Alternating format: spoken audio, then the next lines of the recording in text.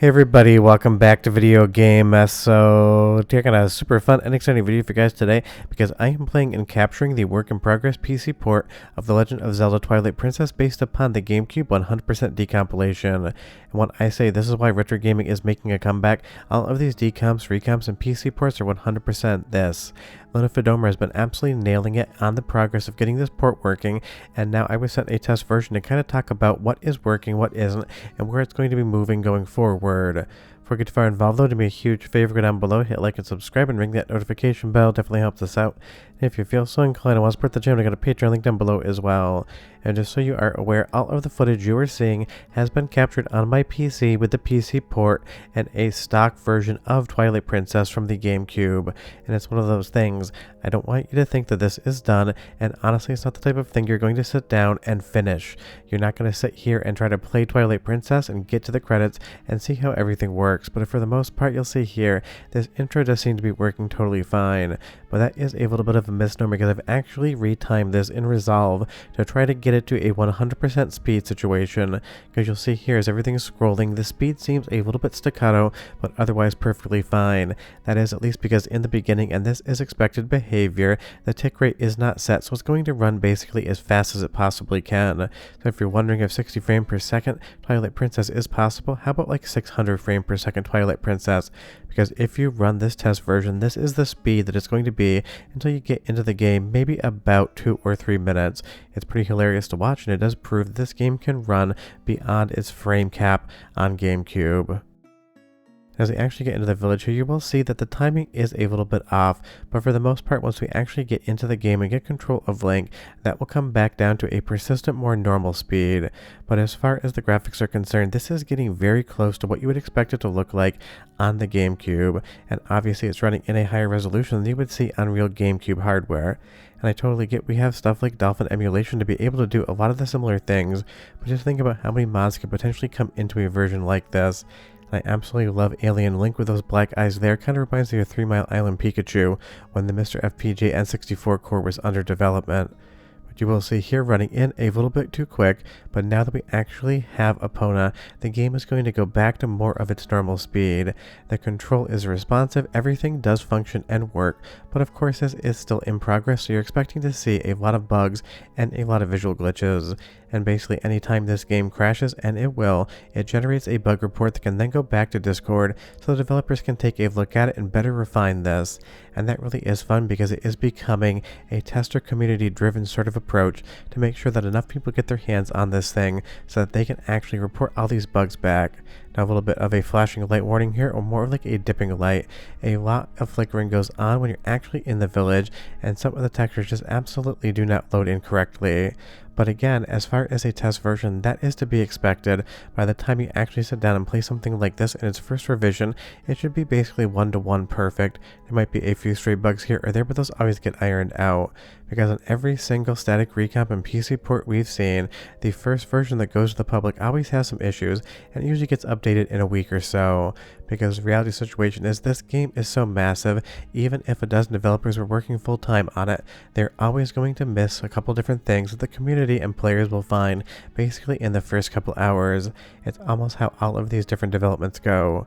But as Link trots up here, if I just took a screenshot of this and said it was Dolphin, at least in certain spots, not here right now where the shadow's getting messy, you would have no idea that this was actually a PC port. And it's just one of those things, a lot of calls to the actual hardware on modern PCs just aren't fully transposed over yet, because don't forget, the GameCube has a completely different sort of GPU than any modern system. And I know someone's going to ask, I have absolutely no idea what specs this game is going to require. I would highly assume so long as your potato hasn't gotten rotten and gotten mashed up, you should be totally fine running it, but I am on way overkill of a system here for something like this, an i9-12900K and a 3080 Ti, which were pretty good a couple years ago and still obviously hold up to the test of time. Let's do the first of 2 soundtrack samples because for the most part, some of the music sounds perfect and the other music's missing, but listen, I'll be right back with more.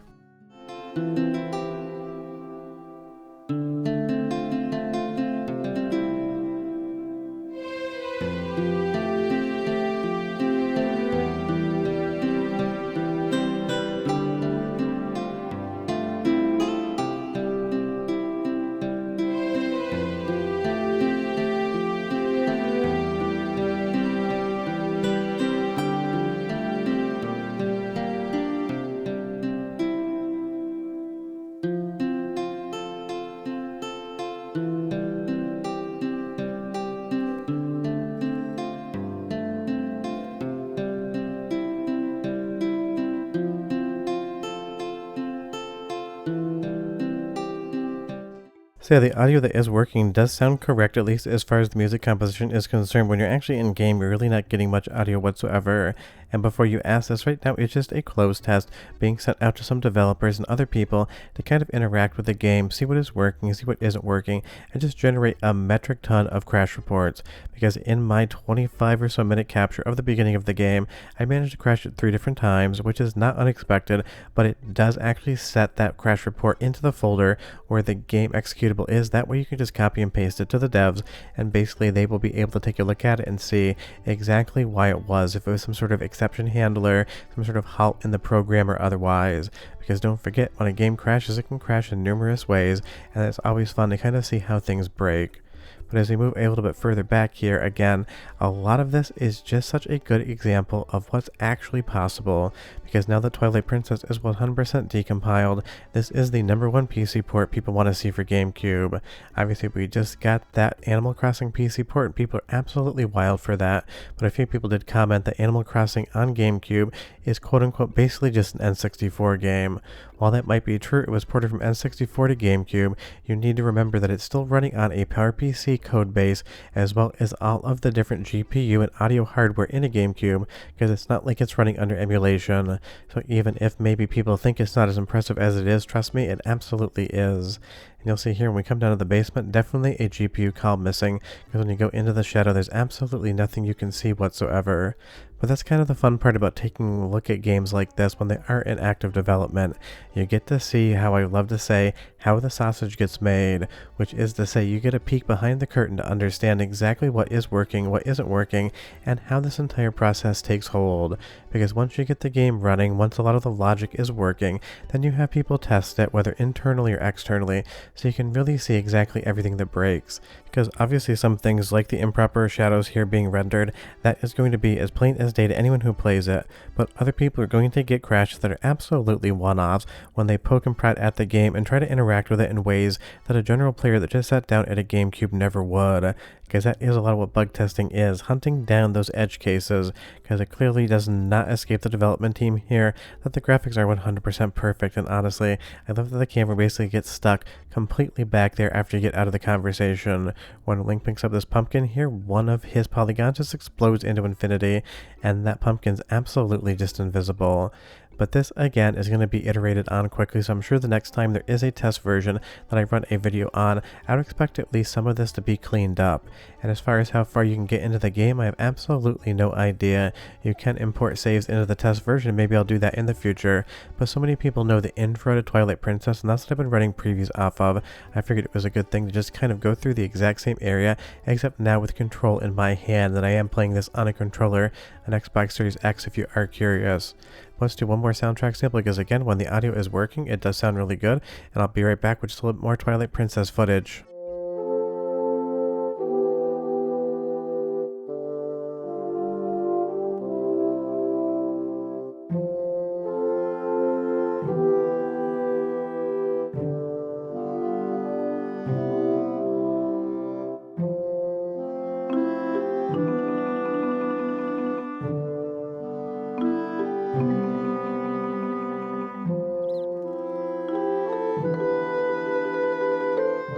So yeah, Twilight Princess on PC is working. You can play it, you can interact with it, you can go through the story beats, you can get some audio.